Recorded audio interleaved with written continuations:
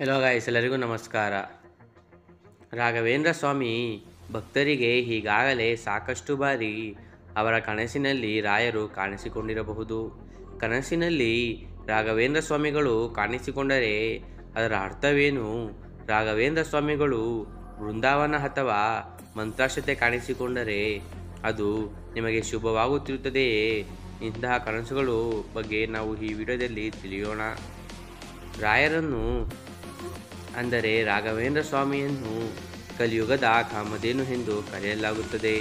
ಇದರ ಅರ್ಥ ರಾಯರು ಕಲಿಯುಗದಲ್ಲೂ ಜನರ ರಕ್ಷಣೆಗೆ ಬರುತ್ತಾರೆ ಎಂಬುದಾಗಿದೆ. ಕಲಿಯುಗದಲ್ಲಿ ರಾಯರನ್ನು ಪೂಜಿಸುವುದರಿಂದ ವ್ಯಕ್ತಿಯ ಸಂಕಷ್ಟಗಳು, ತೊಂದರೆಗಳು ಬಹುಬೇಗ ದೂರವಾಗುವುದು. ಸಾಕಷ್ಟು ಜನ ರಾಯರನ್ನು ಆರಾಧಿಸುತ್ತಾರೆ. ಗುರುವಾರ ಬಂತೆಂದರೆ ಯಾವುದೇ ರಾಯರ ಮಠಗಳಿಗೆ ಹೋದರೂ ಅಲ್ಲಿ ನಾವು ಅಪಾರ ಸಂಖ್ಯೆಯಲ್ಲಿ ರಾಯರ ಭಕ್ತರನ್ನು ಗಮನಿಸಬಹುದು.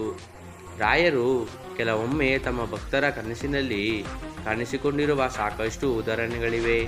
ರಾಯರು ಕನಸಿನಲ್ಲಿ ಕಾಣಿಸಿಕೊಂಡರೆ ಅದರ ಅರ್ಥವೇನು ಎಂಬುದು ನಿಮಗೆ ತಿಳಿದಿದೆಯೇ? ರಾಯರು ನಿಮ್ಮ ಕನಸಿನಲ್ಲೂ ಕಾಣಿಸಿಕೊಂಡಿದ್ದರೆ ಇವುಗಳನ್ನು ನಂಬರ್ 1 ಅವರು ಈ ಸಮಯದಲ್ಲಿ ರಾಯರು ಕನಸಿನಲ್ಲಿ ಕಾಣಿಸುವುದರ ಅರ್ಥವೇನು?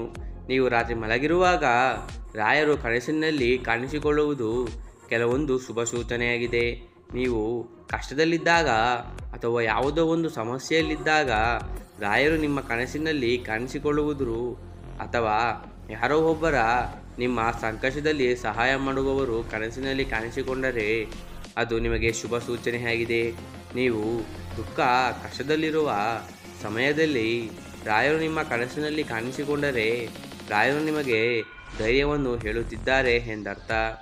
ನಿಮ್ಮ ಕಷ್ಟವನ್ನು ನಾನು ದೂರ ಮಾಡುತ್ತೇನೆ ಎಂಬುದನ್ನು ರಾಯರು ನಿಮಗೆ ಕನಸಿನಲ್ಲಿ ಕಾಣಿಸಿಕೊಳ್ಳುವ ಮೂಲಕ ಸೂಚಿಸುತ್ತಾರೆ.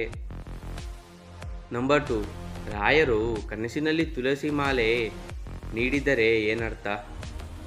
ದೀರ್ಘಕಾಲದ ನಿಮ್ಮ ಆಸೆಯು ಈಡೇರದೇ ಇದ್ದರೆ, ನೀವು ನಿಮ್ಮ ಆಸೆಯನ್ನು ಅಥವಾ ಇಷ್ಟಾರ್ಥವನ್ನು ರಾಯರ ಬಳಿ ಈಡೇರಿಸುವ ಎಂದು ಬೇಡಿಕೊಂಡಿದ್ದರೆ ಅದನ್ನು ರಾಯರು ಈಡೇರಿಸುವ ಸೂಚನೆಯನ್ನು ಈ ರೀತಿಯಾಗಿ ನೀಡುತ್ತಾರೆ.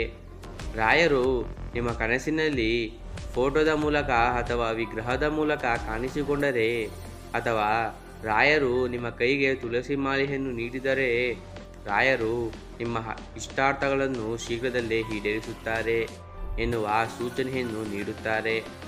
ರಾಯರು ನಿಮ್ಮ ಕನಸಿನಲ್ಲಿ ತುಳಸಿ ಮಾಲೆಯನ್ನು ನೀಡಿದಂತೆ ಕಾಣಿಸಿಕೊಂಡರೆ ನಿಮ್ಮಷ್ಟು ಅದೃಷ್ಟವಂತರು ಮತ್ತೊಬ್ಬರಿಲ್ಲ, ಸಾಧ್ಯವಿಲ್ಲ ಎನ್ನಬಹುದು.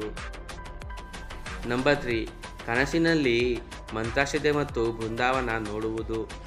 ರಾಯರು ಕನಸಿನಲ್ಲಿ ಕಾಣಿಸಿಕೊಂಡು ನಿಮಗೆ ಮಂತ್ರಾಕ್ಷತೆಯನ್ನು ನೀಡುವುದು, ರಾಯರ ಬೃಂದಾವನ ಕಾಣಿಸಿಕೊಳ್ಳುವುದು ಕೂಡ ಶುಭ ಸೂಚನೆಯಾಗಿದೆ.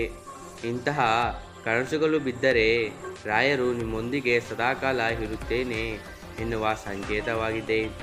ರಾಯರು ನಿಮಗೆ ನಿಮ್ಮ ಭಕ್ತಿಗೆ ಒಳದಿದ್ದರೆ ಈ ಸೂಚನೆಯನ್ನು ನೀಡುತ್ತಾರೆ.